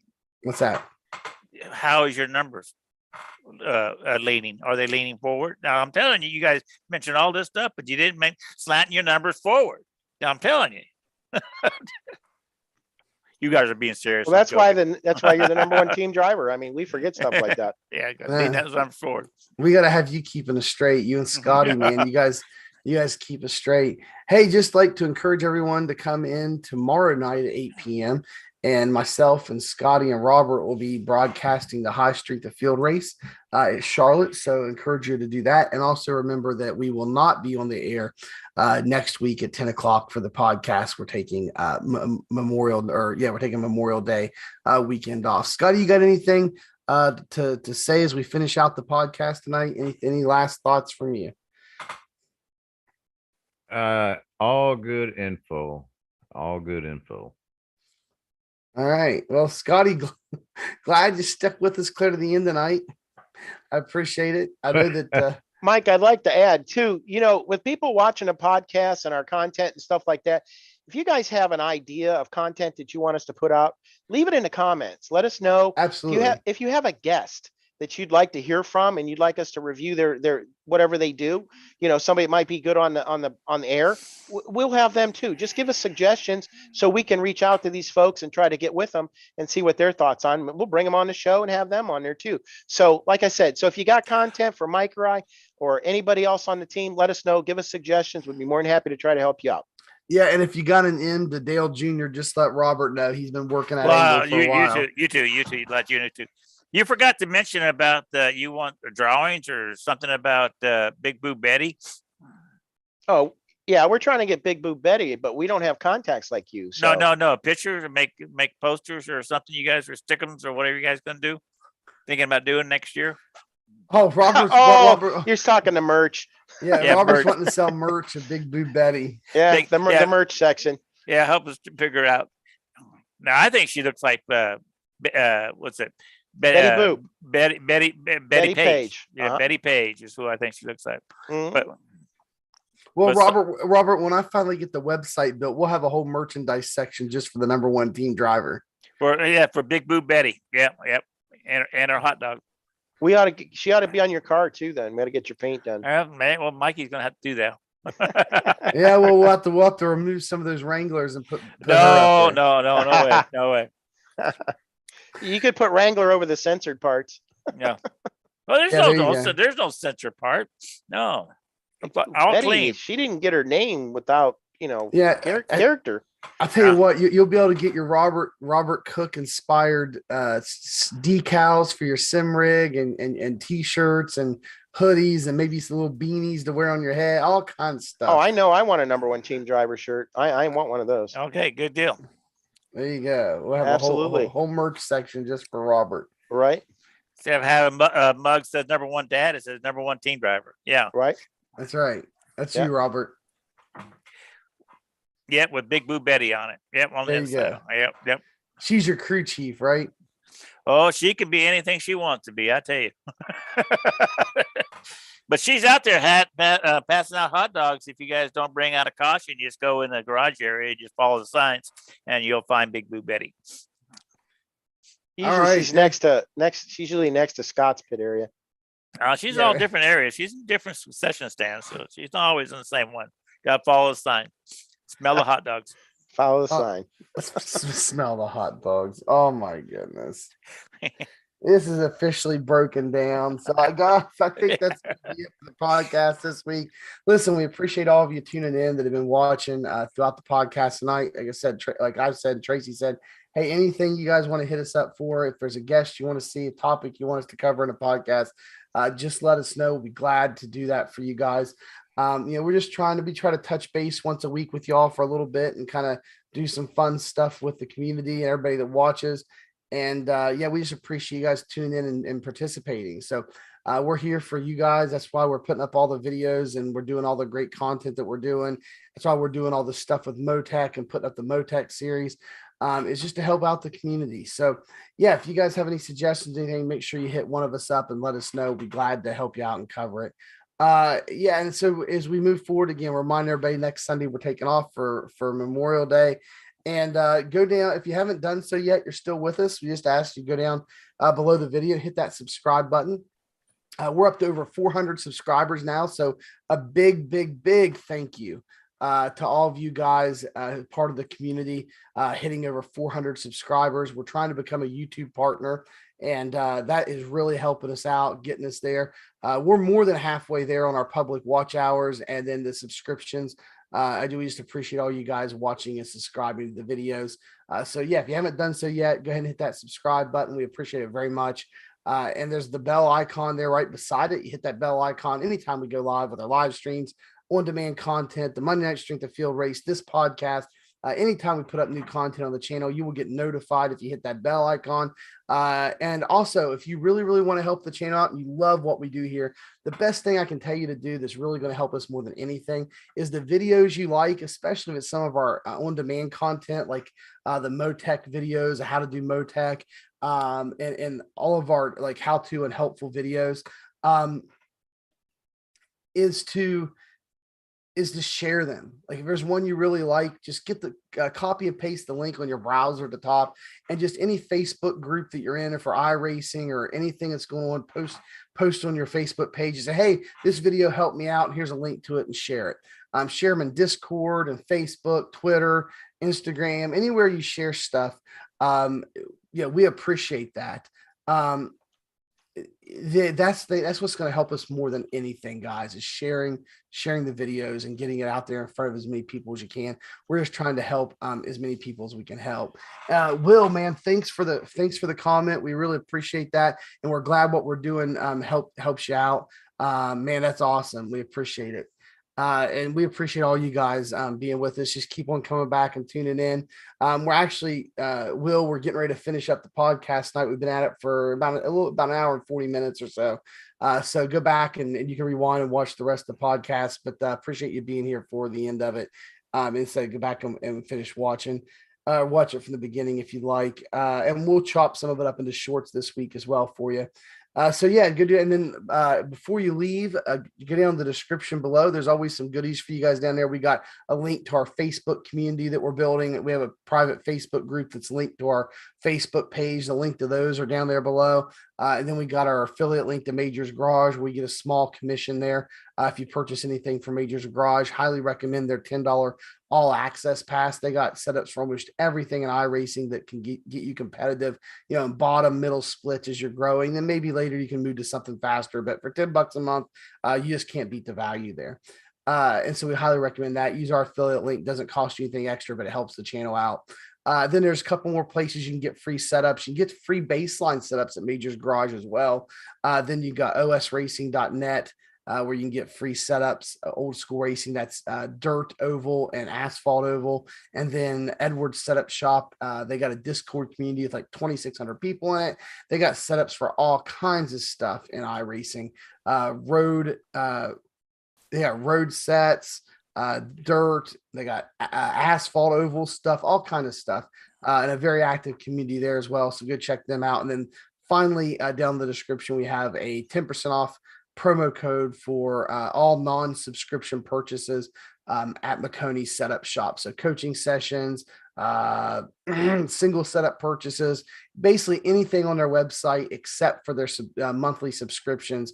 Get you 10% off there with Area 51, no spaces. That's Area, the number 51 is the promo code there at Maconi Setup Shop. So guys, that's all we got. I know that I appreciate you being here. I know that everybody else on the team does as well. So for myself, Mr. Excitement, Mike Howerton, the man, the myth, the legend, who is also now the number one team driver, Robert Cook, the Admiral, Tracy Rumschlag, and Scooter Snotty Stevens. For all of us, we appreciate you being here with us in this video and for the podcast. And as always, we will see you in the next one.